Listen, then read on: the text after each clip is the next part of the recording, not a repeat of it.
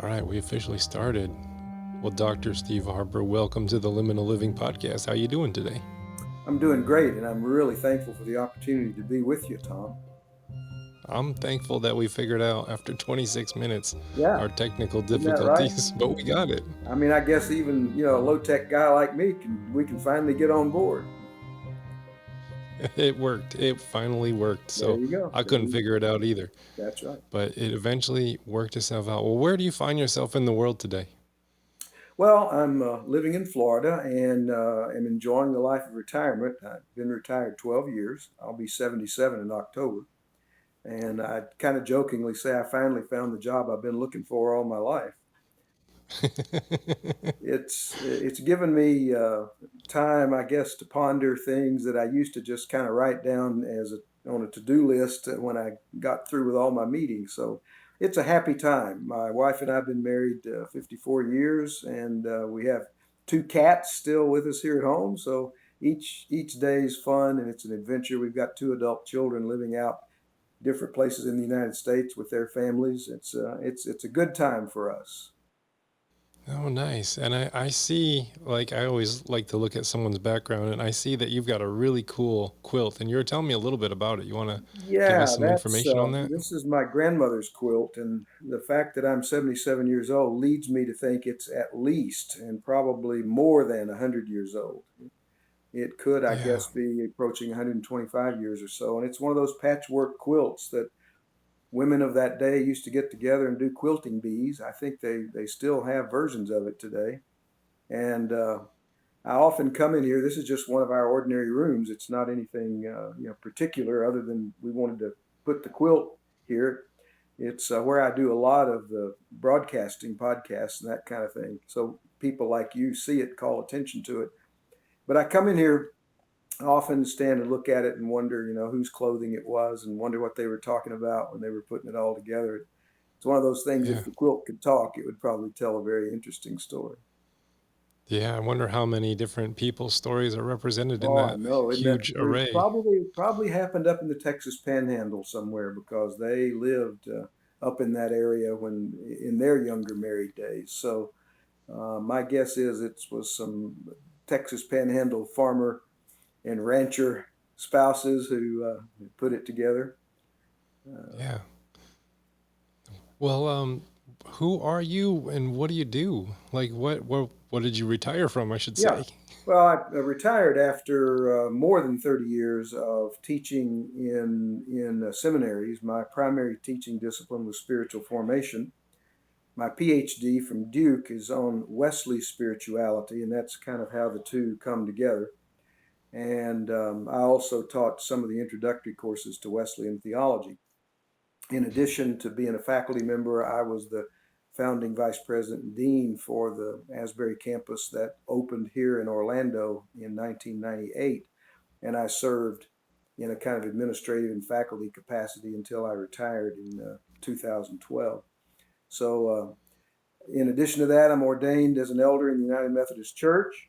Currently a member in the Florida Annual Conference, have been for some time. Prior to that, I was born, raised, and ordained initially in the Northwest Texas Annual Conference of the United Methodist Church, which sadly now no longer exists because of all the disaffiliations in that conference.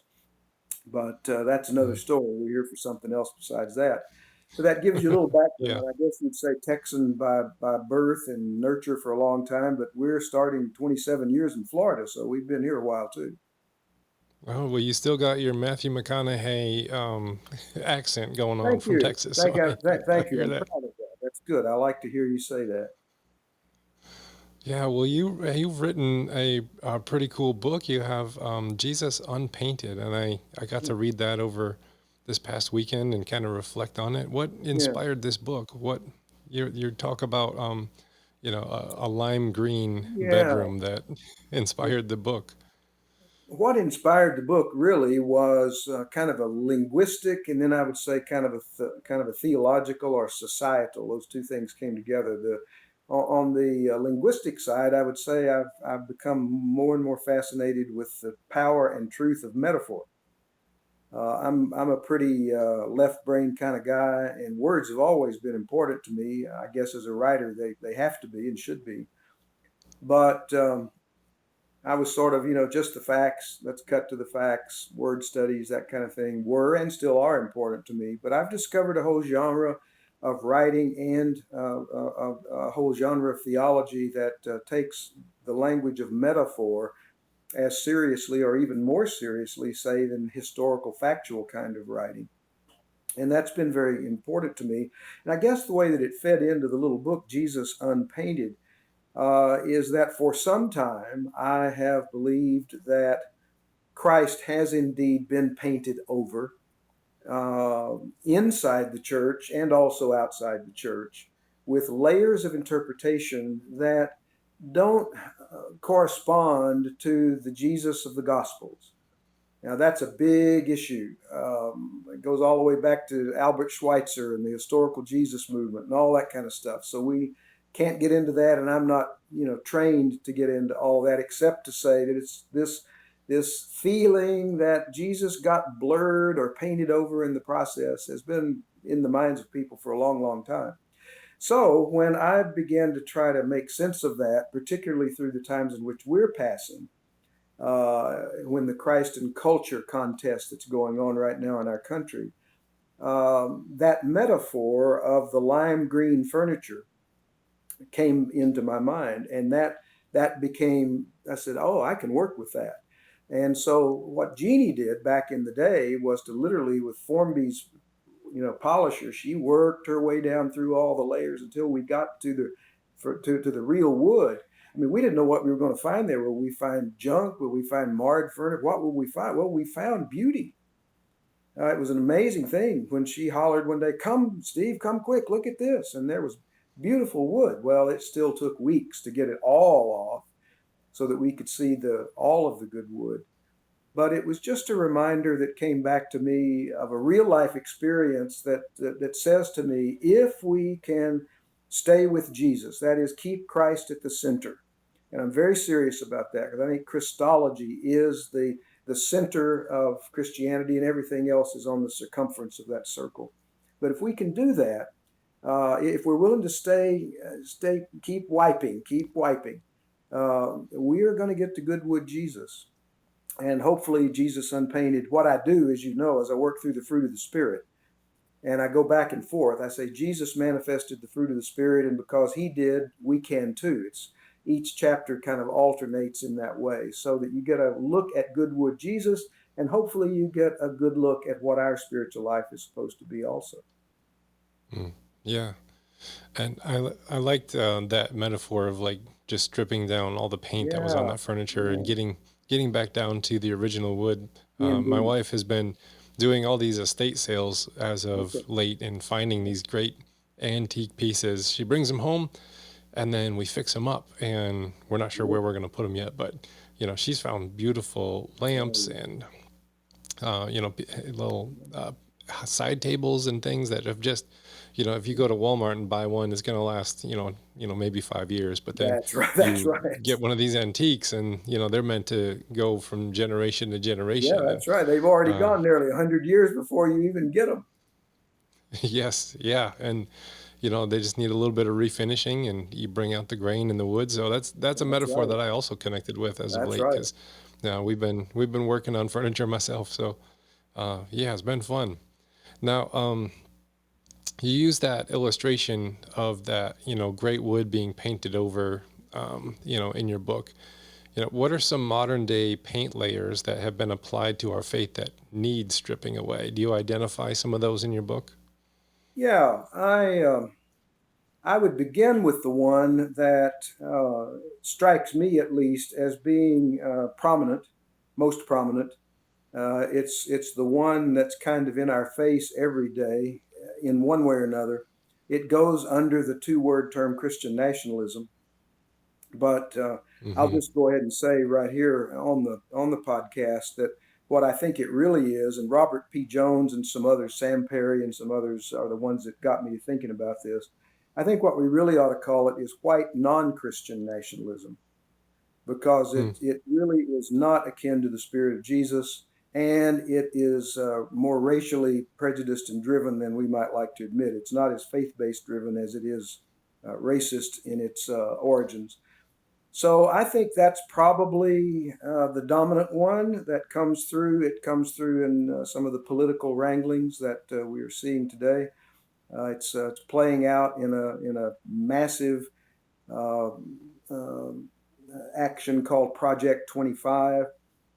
That's just frightening. It's a 900-page, multi-million dollar funded document about the overthrow of democracy, and the document's very clear about that. I'm not casting aspersions. I'm just telling you what it says.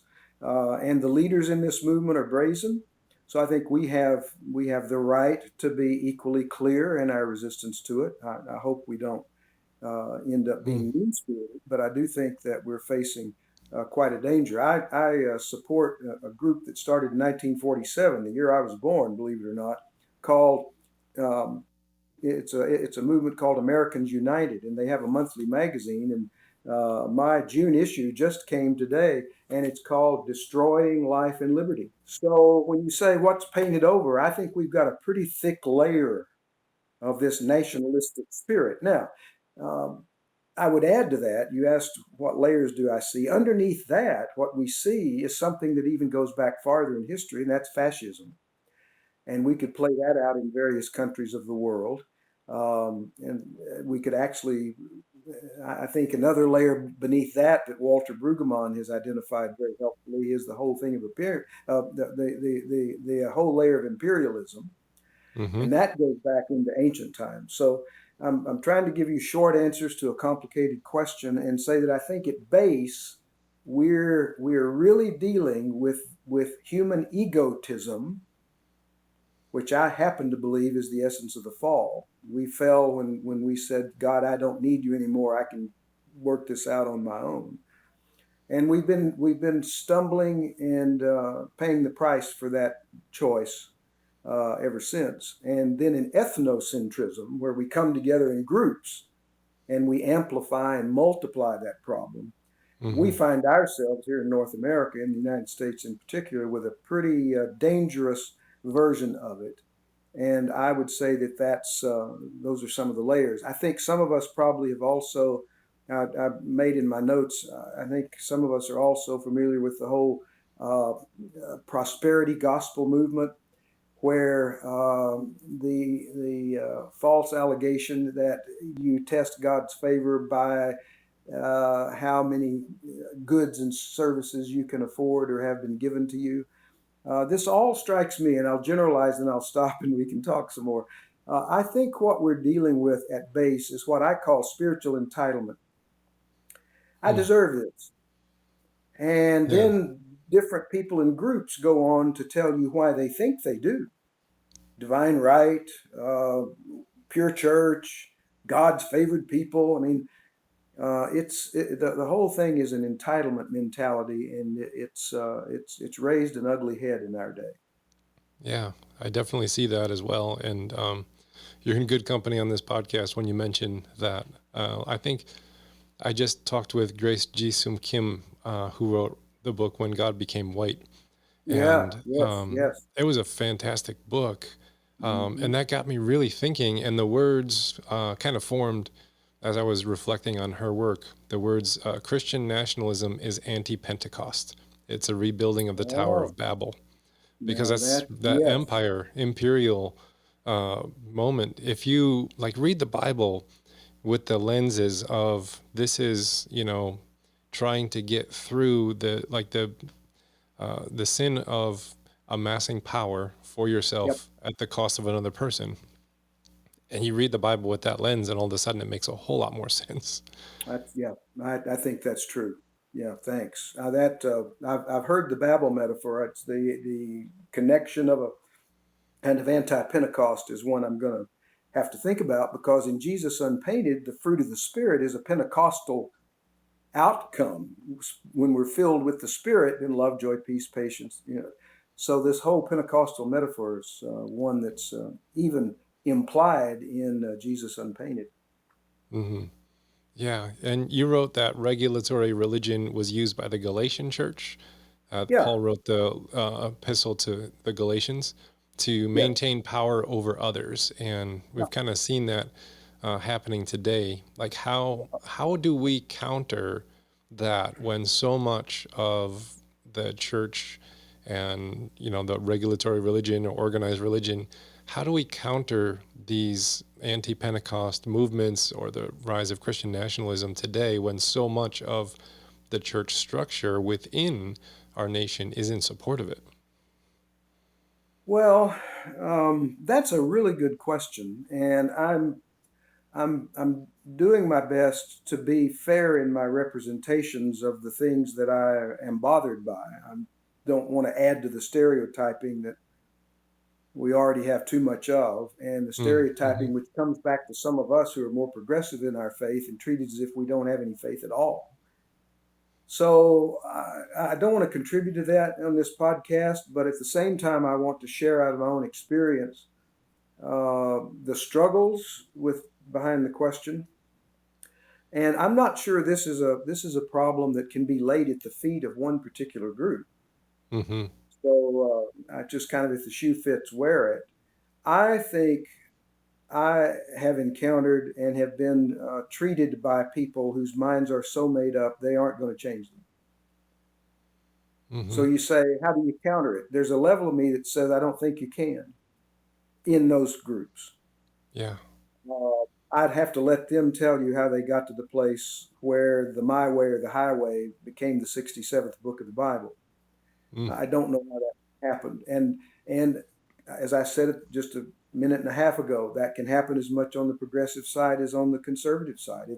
Yeah. It's a mindset, Tom. It's not something that a particular group cooks up and decides to make their golden calf. Mm. But Yeah. so there are some people.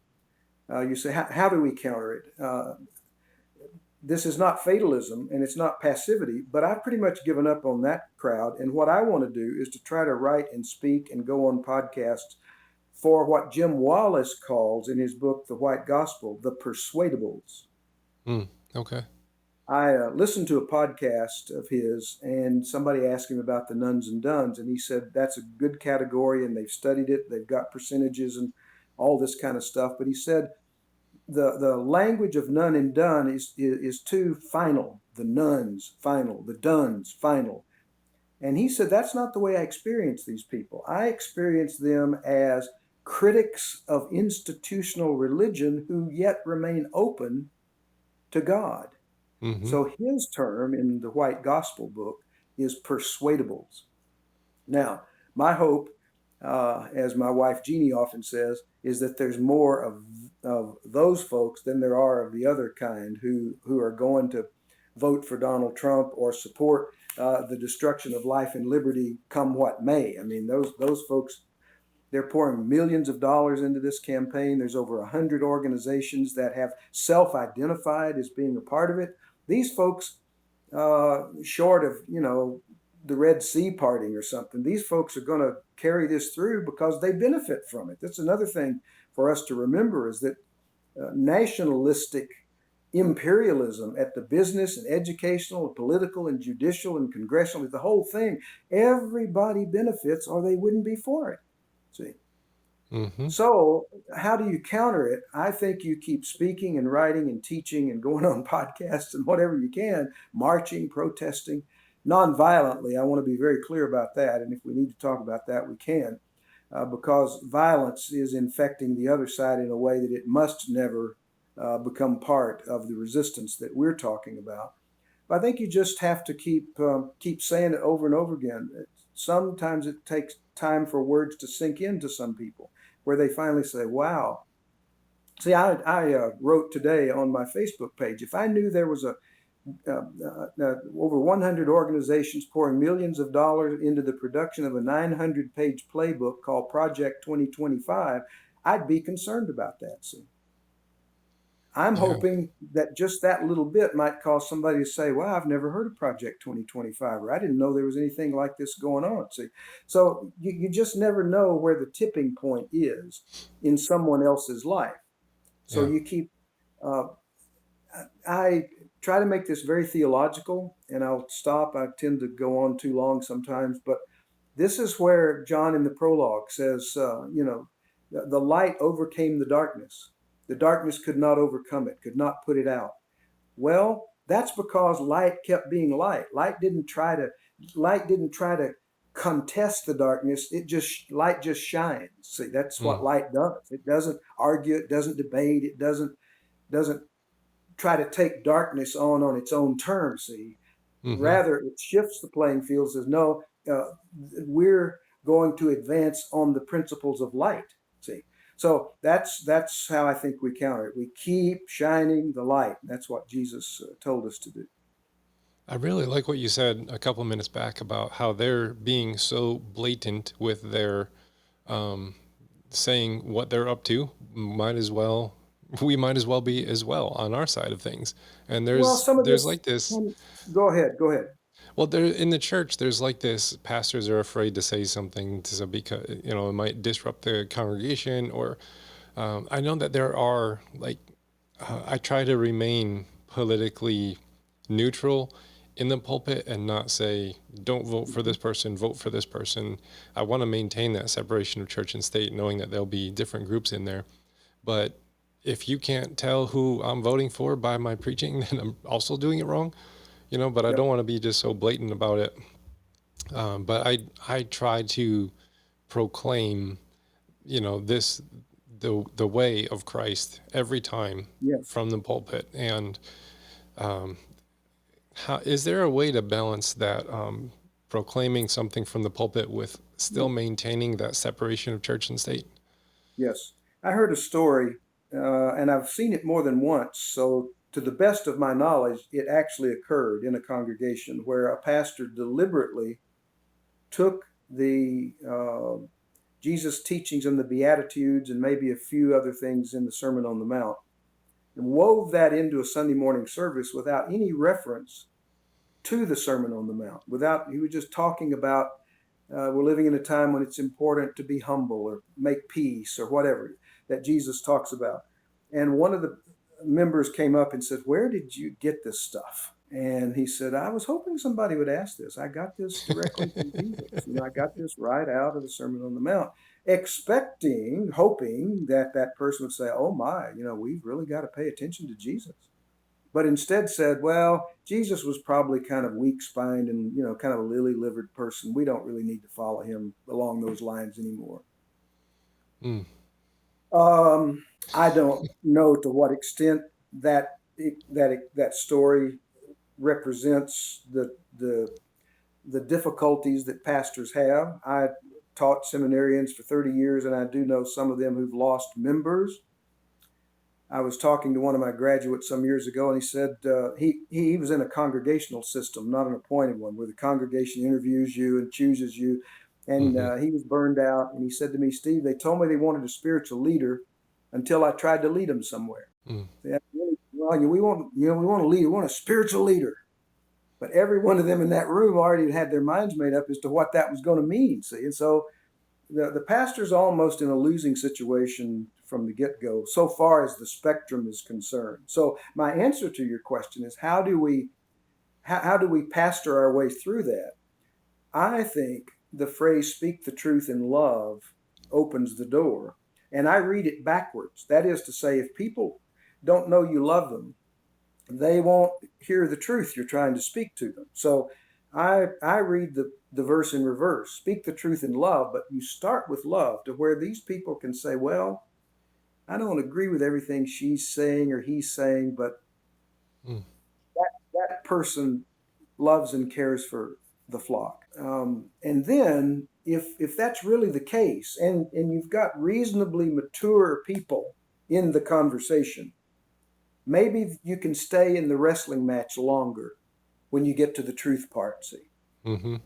And let's be honest, most of the time when we do stay in the ring long enough in the wrestling match, we discover that we don't have all the truth either, see.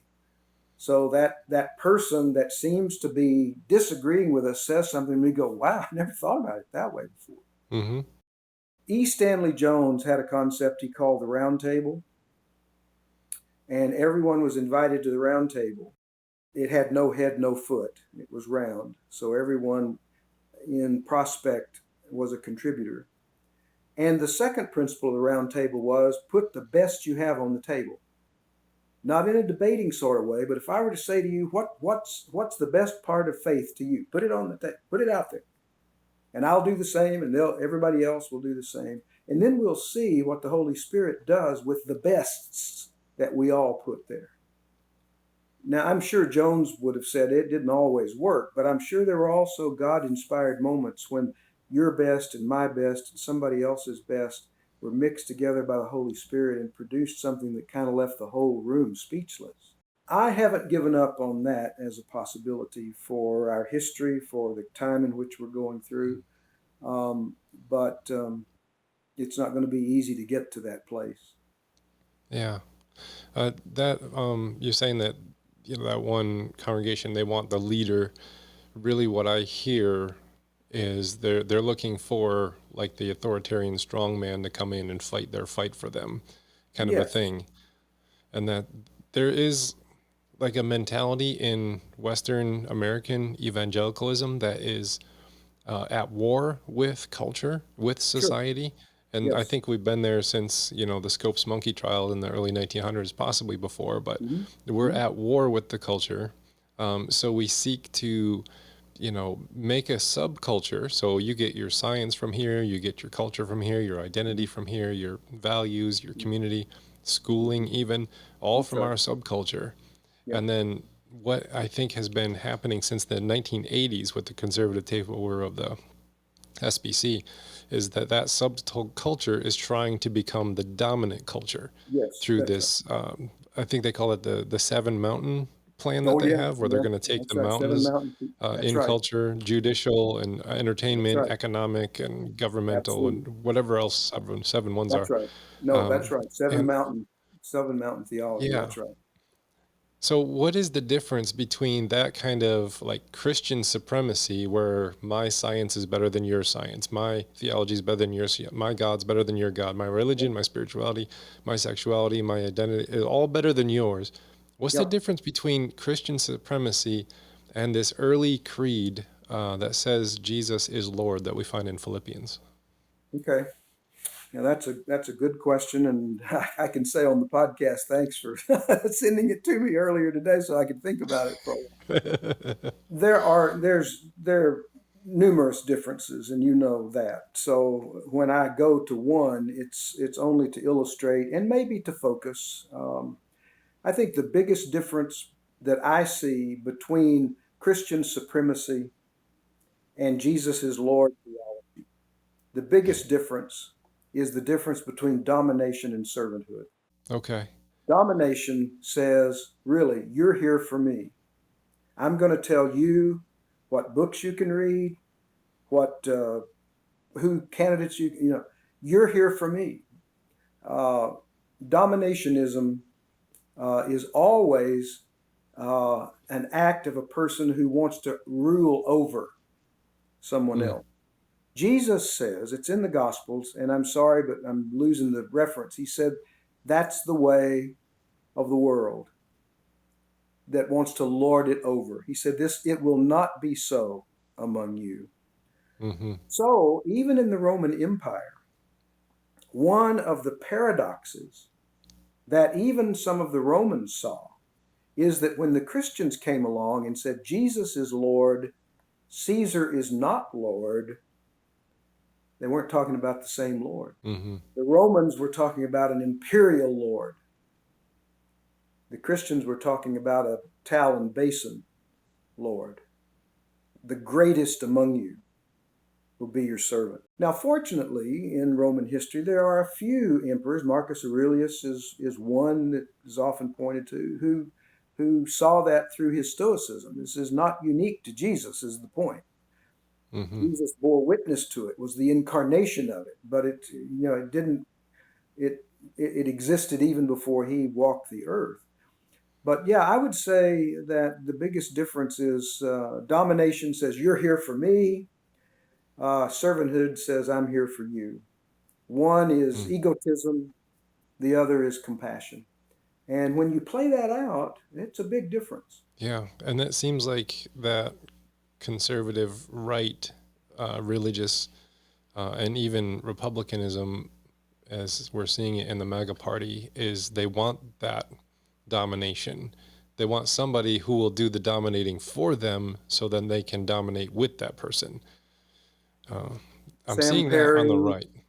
Yeah, Sam Perry, Robert P. Jones, and people like that have documented this in our nation's history all the way back to the time of Manifest Destiny, when the Europeans first landed on the coast.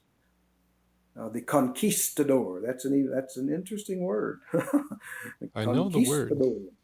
Yeah, And the whole idea that even though the Native Americans had probably been here for 15,000 years and we had only been here 15 minutes, it's still our country. mm-hmm. Doctrine of uh, discovery. Absolutely. Absolute doctrine of discovery. So all that is a shorthand way of saying on a podcast that we are really in an ideological contest that I think you have to look for summary ways of saying it. I think we're in a contest of whether we believe. I used the word a while ago. Whether we come out of an elitist. This is mine. I deserve it. I've worked for it. However it's said, versus people who say we're here for the common good. Yeah. Walter Brueggemann has really helped me. He and I email back and forth some, and he's really helped me in his writing and in his emails to see that really is, the roads diverge at that point. Whether the world is my oyster, and so I begin to be a grasper, a consumer, a dominator, or whether I'm part of God's creation and expected not only to receive from it, but to contribute to it as well. Those are two different ways of thinking. Yeah, I think the indigenous wisdom has something to teach us about that I second absolutely way. do too. Yes, I do Yeah. too. Yep. Yeah, you talk about God as principle versus God as a person, Mm-hmm. as the Mm-hmm. revelation that God is Yes. capital B being, not just a force. Can you say some more words around that concept? I think you started to touch on it in your last comment. Sure.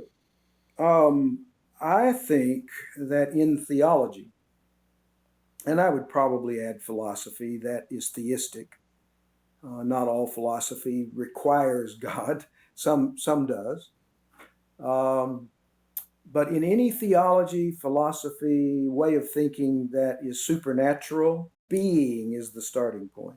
That's why I think when Moses in that moment says, I've got to tell these Egyptians, I got to tell them who sent me. I can't just walk in there. I'll last about 15 seconds. Tell me your name. And God does. I'm not sure it was in a way that Moses, did a dance around the burning bush when he heard it, because it was kind of like, thanks for nothing. But it was God's way of saying, I am. Being. And whatever else falls under the verb do, see, comes from am. Do comes from am. There's a cliche that says you are what you do. And that's true. You pattern yourself in a behavioral pattern. You do things over and over again. They'll become routines, and routines become habit. No doubt that's correct. But the deeper principle in theology is you do what you are. So you see, when we say God is love, then everything God does is loving. That's why in Jesus Unpainted, I had a chapter on who Jesus was, the Spirit of the Lord upon him, and that we'll represent that same being and doing dynamic when the Spirit of the Lord is upon us. It's a holy. I mean, you really do take off your sandals. You are on holy ground, because in theology, as Abraham Heschel put it, it's not I it, it's I thou, and that's why God as principle may get to some good thoughts, not denying that. First principle, that's just philosophical. But God as first person not only gives us a different angle from which to view God, but then also gives us a different angle to view what our relationship with God would be like. In other words, I know that I'm a person of faith, not because I accept some principles, but because I'm in Mm-hmm. relationship with a person, Holy Spirit, human spirit. See, I validate my faith by my relationship, uh, not by the statements of faith that my organization happens to have come up with. Yeah, which I think can be helpful in so much as they are not gates or walls keeping you inside of something that we have to then police, but more of like a well that you return to that Yes, you know is going to be life giving. And if I think like that's right. Yeah, if God is love, as you say, which I that's my primary understanding, and love is a verb, and God says, "I am who I am" in that Moses moment. It sounds like the very being of God is verb-like in love form, oh, I and think then we so. reduce that verb to nouns. Yeah, Where well, God is this and this and this and this, and then when we do that, it's like God as the verb of love has to then take a back seat to our ideas of who yeah, God is. yeah, And then it's love is something that God does, when he's not angry with you or, you that's know, right. Yeah, something yeah, along those lines. yeah. So, I this is again where I think our Christology comes into play. And it goes back to some of the things you said about the folks in Galatia who were uh, laying down rules and regulations for the Christians. And Paul comes and says, no, no, it's not about the laws. It's about love, and that Christ has set us free from the law of sin and death. But what I think is, you can take a list. You could say God is forgiving, God is compassionate, God is all powerful. You can just anything you want to just start writing out your credo. And there's a kind of intellectualized faith that somebody could look at that and say, I believe every bit of that. But the gospel, the Christian gospel incarnate in Christ says, are you living it? See, mm-hmm, if God is compassionate, am I compassionate? If God is forgiving, am I forgiving? You see, you can intellectualize and turn every truth about God, which you and I would both agree with. We would say, yep, that's right. That's who God is. But Christianity says, okay, hand stays up. Second question, that's who God is. Is it who you are? Is it who I am? Jesus mm, says the Word became flesh, and that. I guess if I'm going to be over on the side of judgmentalism, that's the thing. And I'll use the LGBTQ issue for example, where the LGBTQ people themselves hear the language of love without ever feeling that they are loved. See, so where's the gap? mm-hmm. What happened? Well, somebody stopped and said, "Oh, we love the gays. We love the gays." Checkbox. Move on. What's next? War. Abortion. What is it? We love the gays. And all the LGBTQ people are saying, "Well, that's really funny because the day I came out, I was told to clean out my desk and never come back." Yeah. I was talking with somebody yesterday about churches they say that they're welcoming to LGBTQ individuals, but then they do the bait and switch where they say you're welcome, to a point, and they feel the welcome, they feel like they're a part of things, and then they say, can I teach Sunday school, or can I Mm-hmm. sit on the board, or can I, Mm-hmm. do these things? Oh, no, actually you can't. That's right. And like the betrayal that they feel in that moment of, but I thought I was welcomed, I thought this was my Mm-hmm. community, I thought you loved me, Yep. and then to say, well, you're welcome to come here until you change, or until Mm-hmm. you stop being who you are. Yes. Yeah, One of and if my God is love, then that shouldn't be the issue for us. one of my former students and her spouse went online to find in the Orlando area. This is right here in Florida. The churches that online said all are welcome. We love everyone. And they found a lot of churches that were using that kind of language on their websites.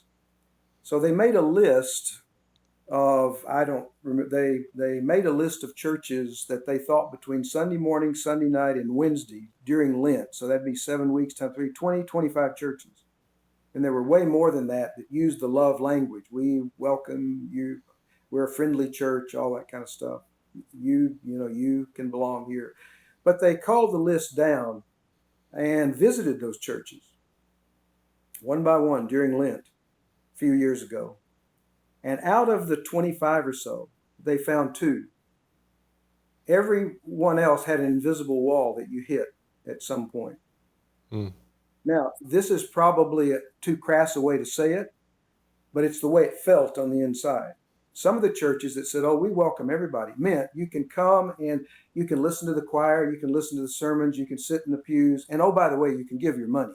But that's pretty much, for some of them, that's about it. You can come and give, but you can't do much more after that. Now, some churches were a little, yeah, you can sing in the choir, but we don't want you working with the youth or the children. I mean, it wasn't a one-size-fits-all barrier. But out of the 25 or so, they found 2 that were not only inclusive. Hearing this changed my whole view. It's not, is the church inclusive? Is the church permissive? I know all kinds of churches say, oh, we're inclusive. We got all kinds of people here. Yeah, but what can they do? Mm-hmm. So, yeah, I want churches to be inclusive, but I want them to be accepting, but I also want the church to be accessible to all people. Yeah, that accessibility is a big deal. Absolutely. Yeah. Not having ramps will keep persons in a wheelchair from getting into some churches. Not having accessibility in the spirit will keep other people from not being able to get into the church too. And one you can see before you walk in, and one feels like a betrayal when you find out it's there. That's right.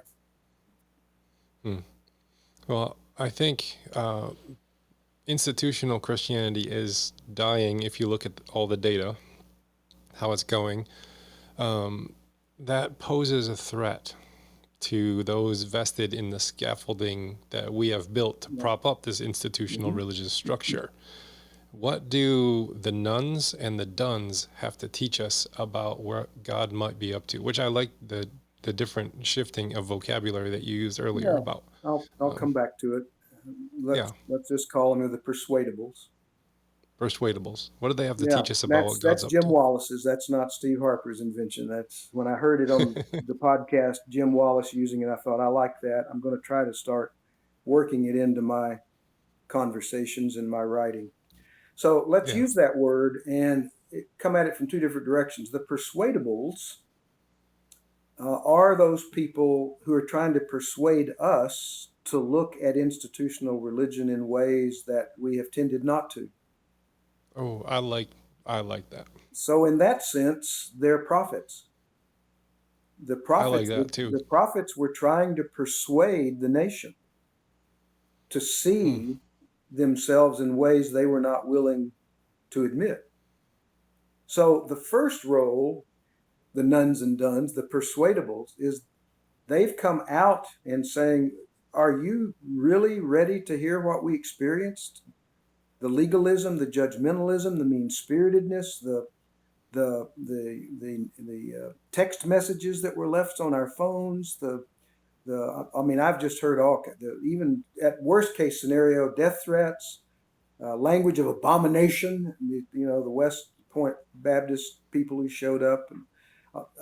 It just runs the gamut. These are the people who said, we just look at that and we look at Jesus and we don't see those things as having anything to do with each other. So the persuadables, the first thing is they're trying to persuade us to have eyes to see and ears that hear, Jesus talks about in Mark chapter 8. Rather than drawing our robes of righteousness around them, and as Jesus said to the Pharisees, laying burdens on people you yourselves are not willing to carry. Oh my God. Mm-hmm. Laying it on folks in ways you never lay it on yourself. Have you ever noticed that the judges are always on the right side of the judgment? Mm-hmm. Isn't that interesting? Yeah. The Yeah. judge is never throwing dust up in the air and says, woe is me, I'm a man of unclean lips and I dwell in the people of unclean lips. No, the judge is always the one who's got it right. Say, whoo, Yeah. that's Because they're interesting on the in another pedestal. sense. Whoa. So Yeah. the first thing that the persuadables are trying to do is to persuade us. Now, in that conversation, to try to hold them and not lose them entirely, we're trying to persuade them that there is another way to be Christian than the way they may have experienced it. And somewhere we're praying and hoping, believing that the Holy Spirit will be at work in their persuasion of us and our persuasion of them.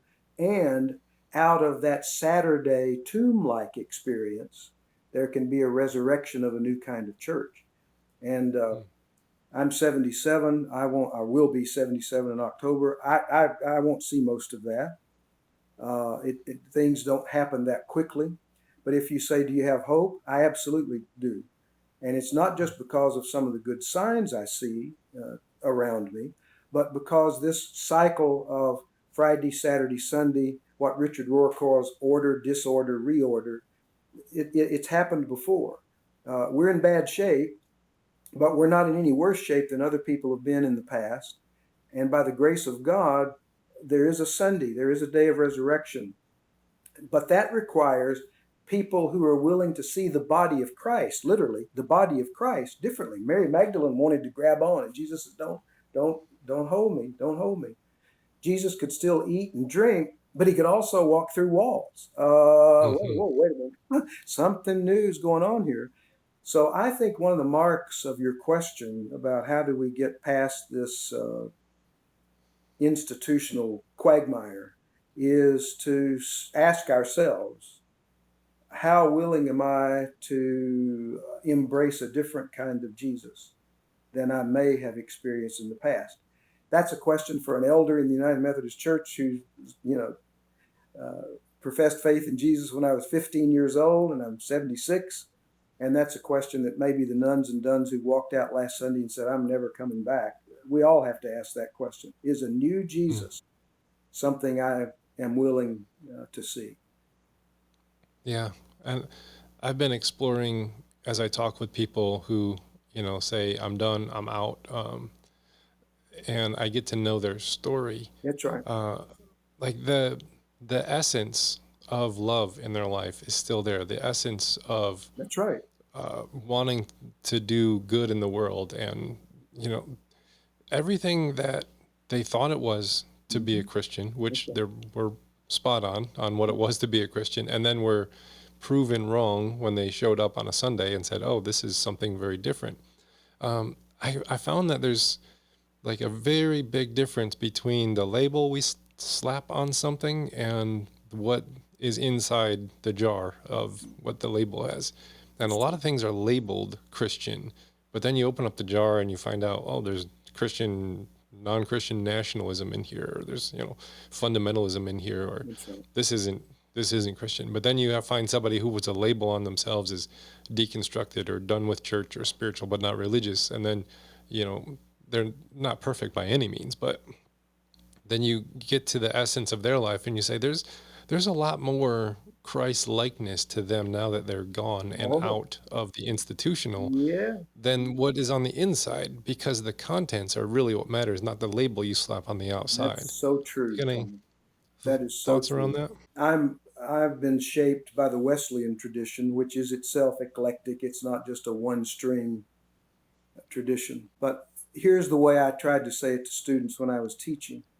In this time when so many people are saying, I'm spiritual but not religious, in this time when so many people are not wanting to have very much, if anything, to do with institutional religion, Christianity, usually I'm thinking of, but it can be other faith traditions. A lot of Jews are not practicing Jews. I mean, there's just a whole institutional pushback right now that say, no, I don't want anything to do with that.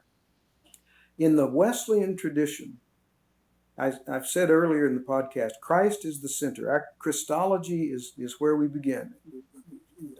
Seeing Jesus of the Gospels, not necessarily Jesus of history, but Jesus of the Gospels. But that's got to land somewhere. Otherwise, it's just sitting there. Jesus is the center. And you go, okay, cool. That lands for Wesleyans in the imago Dei, the image of God, which we don't believe was totally lost in the fall. Damaged but not destroyed, yes. So, what does that mean for Starbucks coffee conversation? It means not starting with the Roman road of salvation, all have sinned and fallen short of the glory of God, but Jesus has come. And it means saying, what kind of life do you enjoy living the most? And they'll say, well, I enjoy having fun. Yeah, me too. Or, what do you think about people? Should they be honest or dishonest? Oh, they should be honest. See, this may be a person who left the church after being there for a long time, or a person who's never walked in for the first time, but they just have something inside. Honesty, trustworthiness, not being taken advantage of. You can have a whole conversation, never mention the name of Jesus one time, and the whole thing's has been Christ-like. That's where I have hope. We can have conversations with people. If you said, how come you don't go to church anymore? They'd bristle and say, well, I don't want that. I want what I call, and I do call it this, I call it abundant life evangelism. I want to start by saying, hi, my name's Steve. What's yours? And they, and that person, maybe I know them, maybe I don't. And I say, what are you enjoying about life these days? Say, well, I've got a great family. What makes it a great family? That's imago Dei, just calling out. And at some point, this is in the Wesleyan theology of prevenient grace. See, at some point, that interior creationism becomes a place where you can say, Jesus is about that. Everything you've talked about that makes you happy, that gives you purpose, that makes you feel safe and not threatened, all those things that give you the good life, Jesus is the good shepherd of that life, and he can lead you into more of it. Oh my. Oh my. I like That's a that whole lot imago different Deing as a verb. than starting out with this gap between hell on the one side and heaven on the other side and saying Jesus is the bridge that can get you from one to the other. But right now you're over here. See, Yeah. I think where people I grew up with that image. I think where people are is they're hungry and thirsty for God by whatever instinct they call that. Well, let's go for it. Yeah. That they're hungry and thirsty for God, and then what they see being served up in, the localized religious structures is not that at all. No. But they think it is because it's labeled that way. That's right. And they say, oh, I must not want anything religious because look at all this stuff. And I mean, there's something to that because it is very, widespread. This Christian nationalism is taking root so much in fundamentalism. You show up in any Bible believing, in air quotes, country church, and you're going to find a very fundamentalist, angry looking God that's after everybody who's not doing it the way that they're doing it. And your book goes backwards and kind of like unpaints all of that stuff off of this beautiful piece of furniture that we call the Christian faith.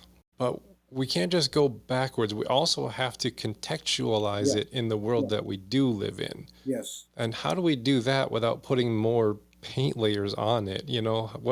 What might a church community look like that has its roots in that vision, but is also very mindful of the world that we live in today and tries to contextualize it? What kind of vision do you see there?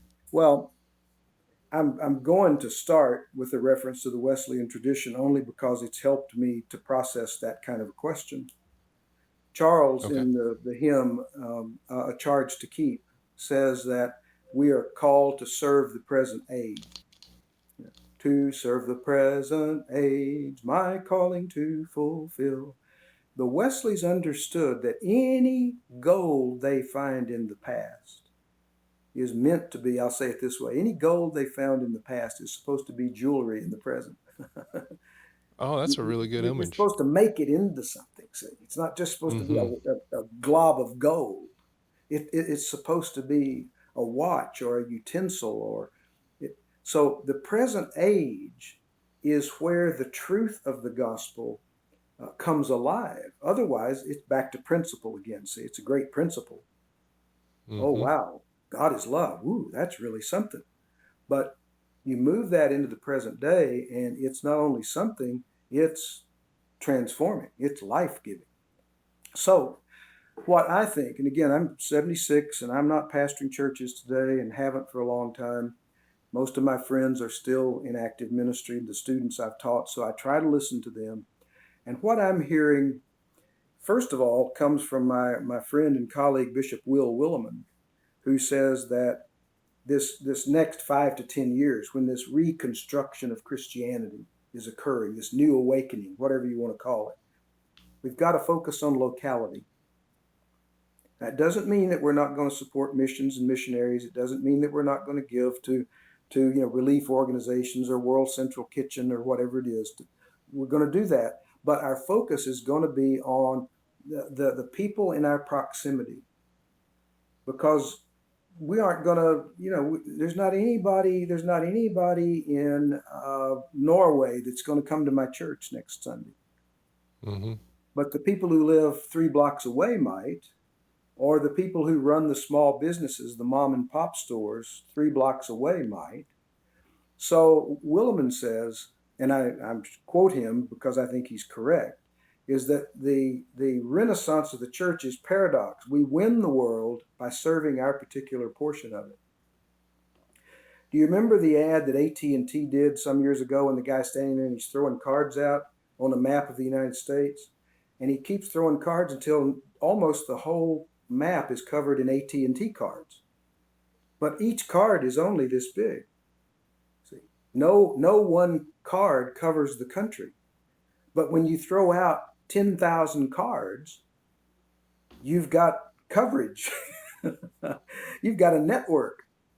Mm-hmm. I was teaching that before I retired. I think that's our job, is to figure out our card and toss it out there, and believe that in 100 and something thousand other Christian congregations, other people are doing that same thing, until, man, what a coverage area, see. Now, where that intersects with another person of mine is Eugene Peterson. In his book, The Contemplative Pastor, he developed what he calls the pastor's question. He said every local pastor should be asking this question: who are these people? These people. And how can I be with them so that they can become what God is making of them by grace? See, the focus is not ignoring the world, but it's serving the parish. So that I taught a D-Min class on what I call social spirituality, and we talked about Wesley and all that stuff. And then I had them, they go back and to their projects and that sort of thing. And I said, I want you to interview somebody who's in education, can be a principal, a teacher, I want you to talk to the person who's your city commissioner. I want you to talk to a doctor or to a firefighter, some public safety person. You pick them. And I just want you to go and say to them, how can the church, which is within 2 miles of here, help you? And I got a lot of interesting conversation, comments in the papers that they wrote. But you know what the thread was that ran through it all? Between the teachers, the firefighters, the doctors, the city commissioners, the thread that ran through it all is, it's the first time in my life somebody from a church has ever asked me that question. Mm-hmm. It's always been, what can you do for me? Can you come to my church? Can you get active? Can you usher? Can you sing in the choir? Can you give your money? Can you serve on the board of committee? Every conversation I've ever had with the church was what the church wanted me to do for them. You're the first person that comes saying, what can we do for you? Now I'm telling you. Yeah.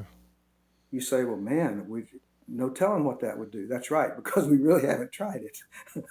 Yeah. we don't really know what it would do. But one of my students was in tears. One of my students was in tears because he talked to a doctor and ran an ER where people were living and dying right in front of him every single day. And he just said, I don't even know how to answer your question because nobody from the church has ever asked me this before. Mm. Well, who are these people and how can I be with them so that they can become what God seeks to make of them by grace? That's Eugene Peterson's pastor's question. I And I like think, Eugene Peterson a lot.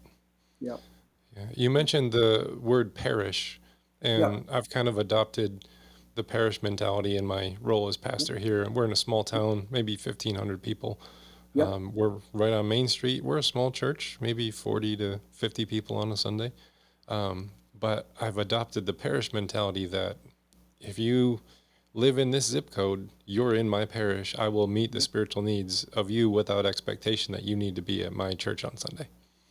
That's right. And that has really transformed like how I interact with people out in the, the business leaders and the city council members and the teachers and it just changed everything where Yeah, you're in my parish. So I'm that's right. responsible for your spiritual health. Whether you're going to show up on Sunday or not, I want to help you. I That's think just changed everything. well, that's my answer to your question. How do we get back into this thing in a meaningful way? Now, I think there are going to be people, and they're bishops in the United Methodist Church, they're bishops and district superintendents and general secretaries of boards and agencies. There are people who are called to tend to the structure. They are. I'm not putting that down in any way, shape, or form because I've got friends in all those places who are as devoted to Jesus as you and I would ever want them to be or hope they would be. So there are callings that do deal with infrastructural change. But I'm talking about the local parish pastor. I got the idea for this in a social ministry in New York called the Harlem Zone. I think you can Google it. I didn't do that today, but this may be 20 years ago now. A group of people took it wasn't even a church. It was kind of a community service organization. And they took their building, they went a mile out in radius in all directions, drew a circle, and said, we're going to take responsibility for this territory. This is our parish, to use your language there. We're going to walk the beat. We're going to get to know who the 7-Eleven attendants are. We're going to get to know who the teenagers are working at Sonic and Dairy Queen. We are going to know these people. And with that spirit of, how can we help you? How can we help you to thrive? I've come that you might have life and have it abundantly. How can we help you do that? And trust the Imago Dei. They weren't using all this theological language. They were just saying, we'll go out and, we'll see somebody. That person doesn't have a home. That person doesn't have good clothing. That person needs a haircut. That person needs this. That person needs that. You don't see anything when you don't look. See. Mm. So that whole idea of Harlem Zone, I thought, wow, what if every church in the United States had a zone? And you talk to it in your administrative board meetings and you talk about it in your Sunday school classes, and little by little you get to know that territory. And I don't care whether it's a mile out or 2 miles. The way people come and commute these days, you might draw the circle differently. But rather than saying, well, we give to missions and we're involved in all United Way and all this kind of stuff. No, what's your zone, man? Are you in the zone? I'd preach a sermon. Mm. Are you in the zone? Because if you could get 100,000 plus churches in the zone, man, that's the Great Commission. You'd be going into all the world and you'd never be more than 2 miles away from your church. I like that. Now, the kind of leader that needs to do that is one that would be dedicated to gentleness and not Yeah, that authoritarian strong man. And you said that gentleness is love doing no harm. In a yeah. world where there is so much abuse from our leaders, and it seems like a new one comes out every day, what does a gentle leader look like in an embodied in our church space and in our neighborhoods? I think that a gentle leader. I'll start by saying is a healthy human being, so that if there are unresolved issues and unfinished business in some person's life, you don't get around that just by saying, well, God called me into ministry and That'll all be taken care of. As Richard Rohr says, hurting people hurt other people. So I think a gentle leader doesn't really even start with the people that he or she's leading. I think you start with yourself. And so the healthiest leaders I know right now, many of them have spiritual direction guides, spiritual guides. They meet with periodically, if not regularly. Some of them are in actual therapy because the woundedness that they bring into ministry is substantial. In other words, the gentle leader begins with your own person.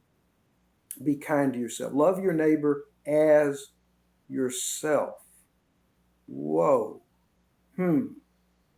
I think most psychologists will say that's actually what we end up doing. We tend to love others the way we love ourselves. If we're hard on ourselves, we're hard on others. Da da da da da. The other is that I think the gentle leader